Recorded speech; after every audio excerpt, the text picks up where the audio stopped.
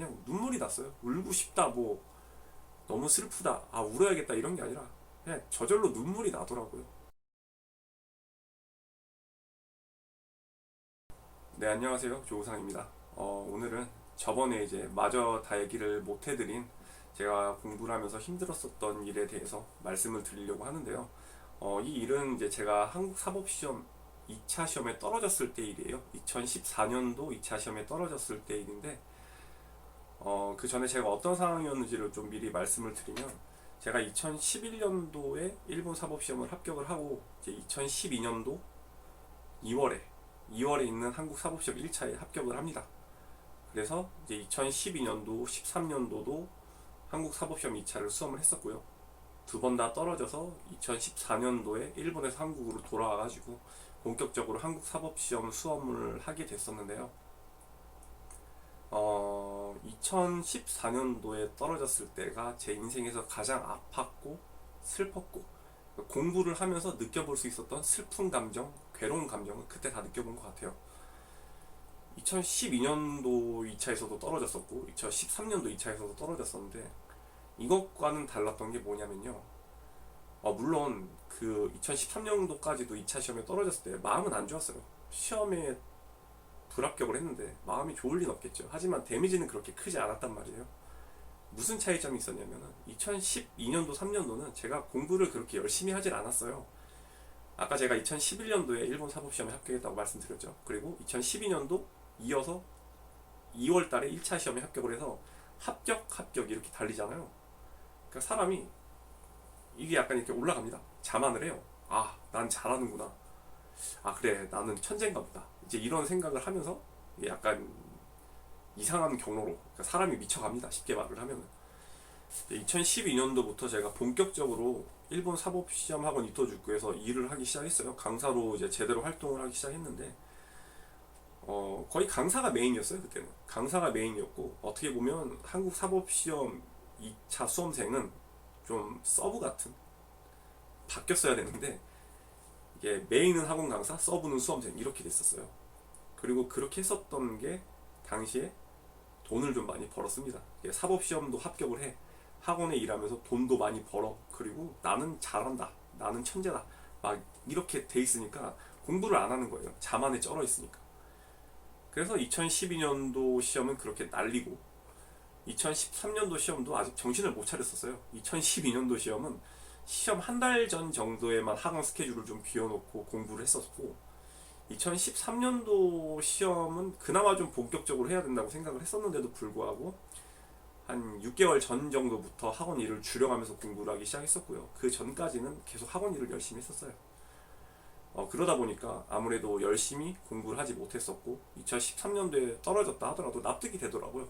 아, 나는 열심히 안 했으니까, 나는 그만큼 하질 않았으니까 떨어지는 게 당연하다. 물론 되게 그때도 속상하고 슬프긴 했지만 납득은 됐었어요. 그래서 다시 한번 더 해봐야겠다, 이번엔 정말로 제대로 다시 한번 해봐야겠다고 마음 먹어서 2014년도에 한국에 들어와가지고 1차 시험을 다시 치르게 된 것이었고요. 근데 또 불행하게도 1차 시험을 고득점으로 합격을 합니다. 이때 어, 제가 4,000명 넘게 시험을 봤던 걸로 기억을 하는데, 제가 1차를 17등으로 합격을 했어요. 고득점이죠. 사람이 이렇게 2차 시험을 떨어져서 꼬꾸라져 있다가 또 1차를 고득점을 합격하니까 다시 또 이렇게 돼요. 또, 아, 거봐, 난 역시 잘한다니까, 이러면서 또 자만이 슬슬 이렇게 올라옵니다. 이게 제가 2014년도에 망한 이유 중에 하나이기도 한데요. 그러면서 2차 시험을 열심히 했어요. 그때는 자만한 거는 둘째 치고 공부는 정말 열심히 했어요. 정말 제가 2010년 때 공부를 되게 열심히 했는데, 그 열심히 했던 때와 견줄 수 있을 정도로 정말 열심히 했어요. 근데 우연하게 신림동에서 공부를 하면서 고등학교 친구를 만나가지고 같이 공부를 했는데, 서로 답안지를 쓰면서 서로 답안지를 봐주기도 하고, 그 다음에 그 답안지를 쓰기 위해서 열심히 외우기도 하고, 그냥 공부로 인해서 생활이 시작되고 공부로 인해서 생활이 끝나고 계속 공부로 이렇게 돌아가는, 정말 열심히 했었어요. 지금 생각해도 열심히 했었는데, 이제 그 친구와의 일도 있어요. 그 친구를 만나서 이제 제가 그 친구보다 1년 먼저 합격을 했거든요. 1차 시험을. 1차 시험을 먼저 합격했어요. 1차 시험을 제가 그 친구보다 먼저 합격을 해서, 제가 일본 사법시험도 합격을 해, 1차 시험도 그 친구보다 먼저 합격을 해. 이러니까 제가 그 친구에게 좀 알려주는 입장이었다고 생각을 해요. 이제 그 친구는 어떻게 기억하고 있을지 모르겠는데, 제가 조금씩 이런 건 이렇게 되는 거 알려주기도 하고, 요거는 이런 책을 보는 게 좋다, 답안지 요거는 이렇게 쓰는 게 좋지 않냐 라고 하면서 서로 뭐 같이 토의를 하기도 했지만 제가 조금 알려주는 입장이었다고 기억을 하고 있어요. 그렇게 열심히 공부를 하고 6월에 시험을 치르고 이제 여름을 보내고 나서 9월 합격 발표 날이 다가옵니다. 되게 떨리는 마음으로 합격 발표를 봐요. 항상 일본 시험도 그렇고 한국 사법 시험도 그런데 정말 떨려요. 전날부터 잠이 안 와요.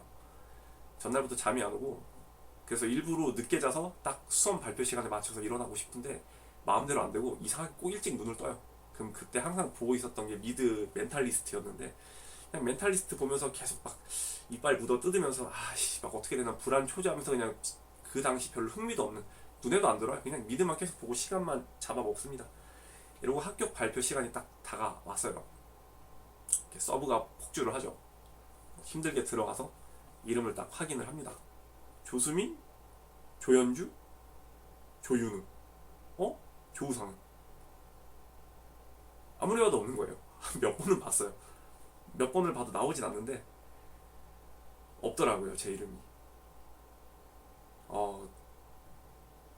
정말 가슴이 철렁 내려앉는다고 해야 되나요?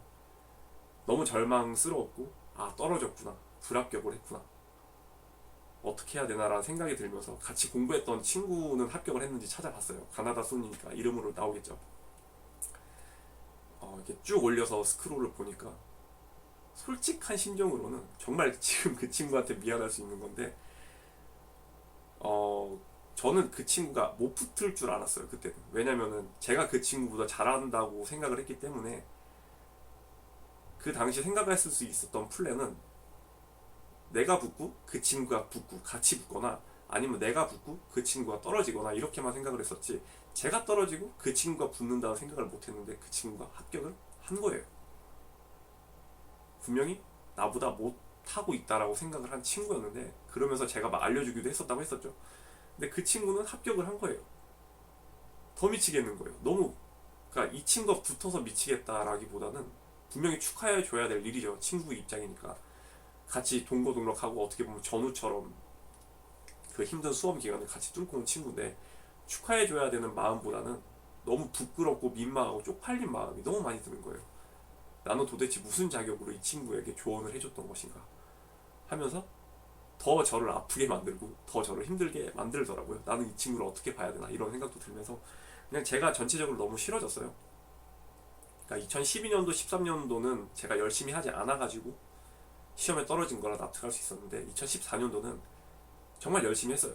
정말 열심히 했는데도 불구하고 시험에서 떨어지니까 제가 감당할 수가 없겠더라고요. 항상 돌이켜보면은 공부 양이 부족, 열심히 했어도 공부 양이 부족했다거나 내가 방법이 잘못됐다거나 뭔가 제가 납득할 수 있는 이유가 있었어야 되는데 그 당시에는 없었어요.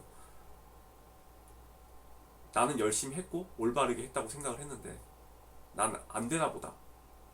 일본 사법시험도 내가 운이 좋아서 합격을 했던 건가 보다. 이런 생각이 들면서 한없는 좌절에 빠져 들어가게 됩니다. 아직도 기억이 나는데 방은 되게 어두웠었고 침대에 혼자 홀로 누워서 그냥 눈물이 났어요. 울고 싶다, 뭐 너무 슬프다, 울어야겠다 이런 게 아니라 그냥 저절로 눈물이 나더라고요. 지금도 참 감정이란 게 신기한 게, 그때 생각을 하면은 제가 나를 빛나게 한 두 번의 도전이라는 책을 쓰면서 그때 일을 쓰면서도 울컥했다라고 쓰여져 있길래 이때도 울컥했구나 싶은데, 지금 이 영상을 찍으면서도 그때 생각을 하면은 울컥울컥해요 좀. 그리고 이제 부모님에게 또 말씀을 드려야 되잖아요.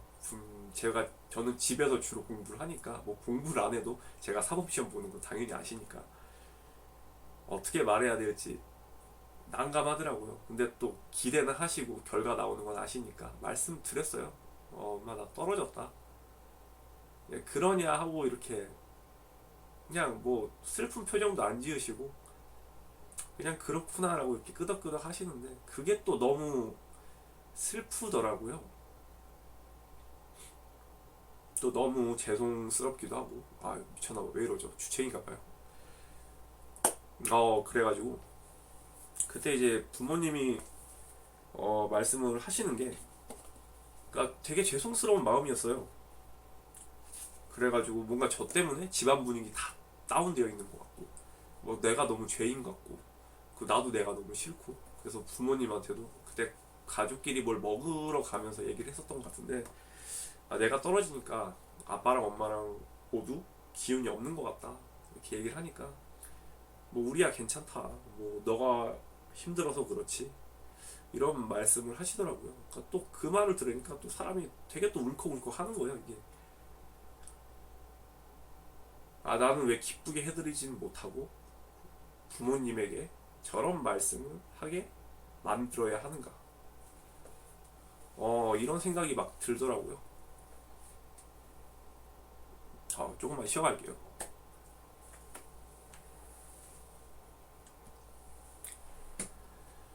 후, 이제 좀 정신 차렸고요. 이제 감정이란 게 참 신기해요. 이게 옛날 얘기를 하는 건데도 그 당시에 힘들었던 감정을 떠올리니까 또다시 울컥울컥 하는데, 지금은 괜찮습니다. 지금은 괜찮은데 그냥 그때를 회상하면 아직 좀 치유되지 못한 감정들이 있나 봐요. 그랬었어요. 너무 힘들었고 좌절을 했고, 나는 해도 안 되나 보다라는 생각이 들고, 부모님께 너무나 죄송스럽고 친구에겐 부끄럽고, 그리고 그 당시 이제 제가 일본에서 2011년도에 합격을 했었잖아요. 그러니까 친구들은, 저랑 같이 공부해서 합격한 친구들은 실무가로서 쭉쭉 앞으로 나아가고 있는 상황인데, 나는 또 시험에서 떨어지고, 나는 바본 거 같고, 나는 실패한 실패자, 이 실패한 나를 보고 사람들은 또 얼마나 바보라고 생각을 할까라는 생각을 하면서, 그냥 뭔가 시험이 아니라 시험을 떨어진 건데 인생에서 낙오되는 기분이었어요.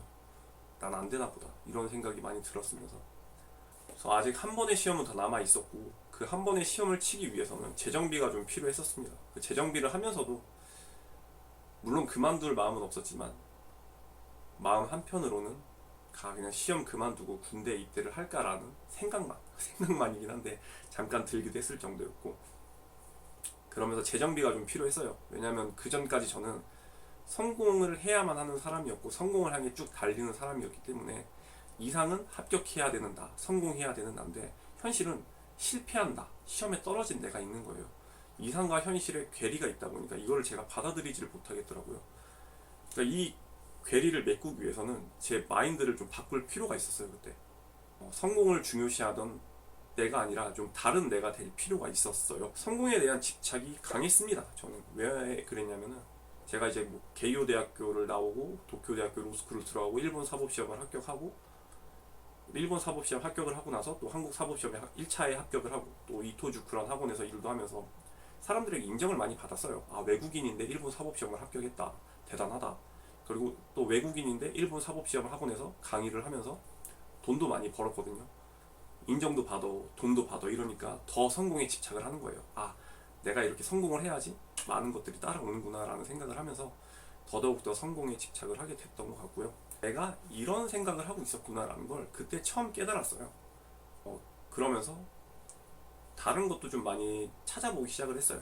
이제 이런 인생에 대한 가치관에 대해서 재정립을 하는 시기였기 때문에, 그때 기억나는 게 덴마크인의 행복에 대한 그런 것도 읽어보고 했었어요. 그때 일본어로 된 사이트였는데, 덴마크인의 행복 같은 걸 보면서 덴마크인은 어떻게 행복을 느끼는지, 이제 뭐 덴마크는 날씨가 별로 안 좋대요. 그래가지고 날씨가 좋기만 해도 그런 걸로 행복을 느낀다, 이런 걸 보고 정말 행복이란 건 멀리 있지 않구나, 덴마크인을 보면서 배우기도 하고, 그 다음에 그들은 최고라는 말을 싫어한대요. 최고라는 말은 이렇게 비교를 하면서 느끼는 거잖아요.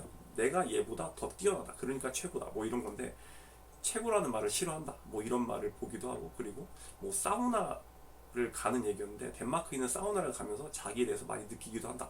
뭐 명예, 지위, 입고 있는 옷을 다 벗고 혼연한 뭐 자신의 알몸으로 돌아가서 결국은 다 똑같은 인간인데 모두가 같은 인간이다, 뭐 이런 거를 느낀다라는 걸 글로 읽으면서, 어떻게 보면 좀 웃긴 얘기기도 한데, 그 당시 그리고 지금도 그래요.